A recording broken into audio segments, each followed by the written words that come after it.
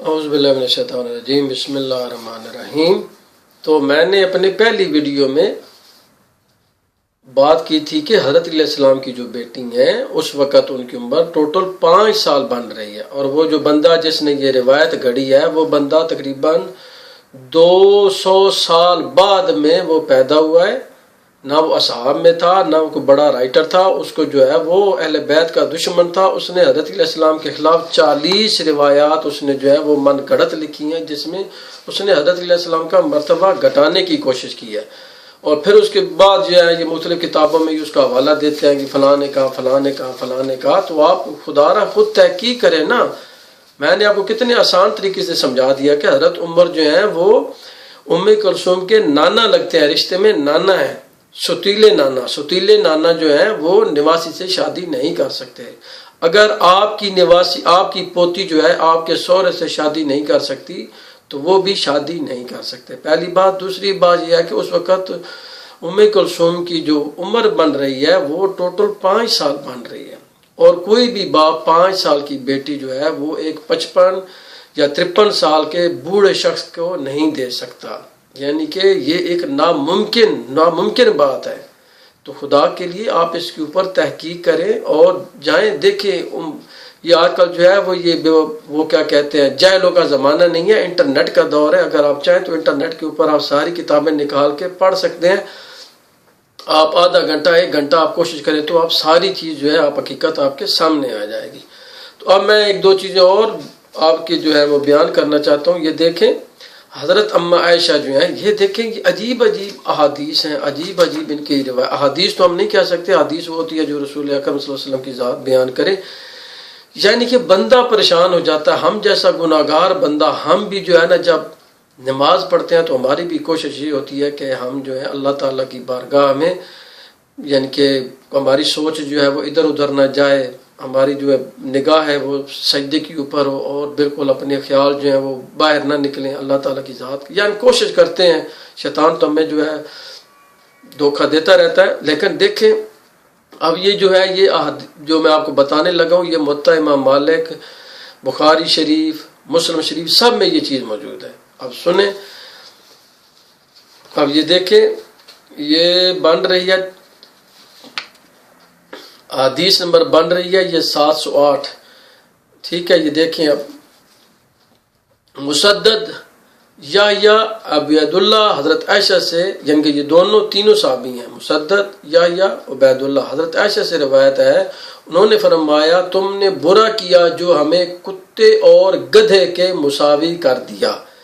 میں نے دیکھا رسول اللہ صلی اللہ علیہ وسلم نماز پڑھتے تھے اور میں ان کے سامنے لیٹی رہتی تھی، جب آپ صلی اللہ علیہ وسلم سجدے میں جاتے تو میرے پاؤں ہلا کر اشارہ کرتے، میں اپنے پاؤں سکیڑ لیتی اور آپ سجدہ میں چلے جاتے۔ استغفر اللہ ربی و اتوب الیہ، استغفر اللہ۔ یعنی کہ یہ واقعہ ایسا ہے کہ کسی صحابی نے حضرت عائشہ کے سامنے یہ کہا تھا کہ اگر کوئی بندہ نماز پڑھ رہا ہو تو اس کے سامنے اگر عورت گزرے تو وہ اس کی نماز باطل ہو جاتی ہے۔ اس کے بعد جو ہے حضرت اماں عائشہ جو ہے وہ یہ جو ہے ایک اور بھی ہے، یہ 709 بھی ہے حدیث، یعنی کہ یہ واقعہ یہ بھی اسی طریقہ تھا۔ عاصم بن نظر، معتمر، عبید اللہ، ابو سلمہ بن عبد الرحمن، حضرت عائشہ سے روایت ہے کہ میں سوئی ہوئی ہوتی تھی اور میرے پاؤں آپ صلی اللہ علیہ وسلم کے سامنے ہوتے تھے، درآں کہ آپ صلی اللہ علیہ وسلم رات کی نماز پڑھ رہے ہوتے تھے۔ جب آپ مسجد میں جاتے تو میرے پاؤں پر ہاتھ مارتے، میں اپنے پاؤں سکیڑ لیتی اور آپ صلی اللہ علیہ وسلم سجدہ میں چلے جاتے۔ یعنی کہ یہ عجیب جو ہے نا یہ چیزیں ہیں کہ نعوذ باللہ رسول اکرم صلی اللہ علیہ وسلم کی ذات جو ہے وہ نماز پڑھنے کے لیے کھڑے ہوتے اور حضرت اماں عائشہ جو ہیں وہ آگے لیٹی رہتی۔ یعنی ایک عجیب بات ہے نا۔ اگر میں کہہ رہا ہوں کہ اگر میں اپنی بیوی کے سامنے اگر چھوٹا سا کمرہ ہو تو اس کو پتہ چلے کہ میرا جو میاں ہے یا اس نے نماز پڑھنی ہے تو وہ بیچاری جا کر کسی اور طرف چلی جائے گی کہ یہ نماز جو ہے آرام سے پڑھ لے۔ اب حضرت اماں عائشہ، مومنوں کی ماں، ہماری ماں، تو وہ ان کو نہیں معلوم تھا کہ وہ حضور اکرم صلی اللہ علیہ وسلم کی ذات جو ہے نماز پڑھ رہے ہیں اور میرے پاؤں جو ہیں اس جگہ پہ رکھے ہوئے ہیں جہاں وہ سجدہ کرتے ہیں، اور پہلی بات. دوسری بات یہ دیکھے کہ رسول اکرم صلی اللہ علیہ وسلم کی ذات جو ہے نماز کے دوران نعوذ باللہ یہ تو کھیل ہے نا، ایک جب سجدے میں جائیں تو ان کے پاؤں حالانکہ پھر وہ سجدہ کرتے، جب وہ کھڑے ہو جاتے تو پھر وہ پاؤں سیدھے کر لیتے. یعنی کہ یہ ایک عجیب سی جو ہے یہ ان کی کتابوں میں جو ہے یہ روایات ملتی ہیں کہ بندہ جو ہے پریشان ہو جاتا ہے کہ یار یہ کیا چیزیں جو ہے یہ بیان کر رہے ہیں. اب دیکھیں یہ بخاری ہے نماز میں کام کے بارے میں، یعنی کہ بخاری شریف 296 صفحہ ہے، یہ نماز کے بارے میں جو قیام ہے. یہ حدیث نمبر بن رہی ہے 1209 ہم سے عبداللہ بن مسلمہ کمبی نے بیان کیا کہ ہم سے امام مالک نے بیان کیا، ان سے ابو نضر سالم بن ابی امیہ نے، ان سے ابو سلمہ بن عبد الرحمن نے، اور ان سے عائشہ نے فرمایا کہ میں اپنے پاؤں نبی کریم صلی اللہ علیہ وسلم کے سامنے پھیلا لیتی تھی. سبحان اللہ سبحان اللہ، پھیلا لیتی تھی، اور آپ نماز پڑھتے ہوتے جب آپ سجدہ کرنے لگتے تو آپ مجھے ہاتھ لگاتے، میں پاؤں سمیٹ لیتی، پھر جب آپ کھڑے ہو جاتے تو میں پھر پیر پھیلا دیتی. استغفر اللہ ربی واتوب الیہ. یعنی کہ یہ حالت ہے. ہم جو ہیں میں نہیں مانتا کہ اماں عائشہ جو ہیں وہ ایسا کرتی ہوں گی، میں نہیں مان رہا، میرا دل نہیں مان رہا کہ رسول اکرم صلی اللہ علیہ وسلم کی ذات جو ہے سرور کائنات رحمت اللہ علیہ وہ نماز پڑھیں اور حضرت اماں عائشہ جو ہے ان کے سامنے پیر پھیلا کے سو جائیں.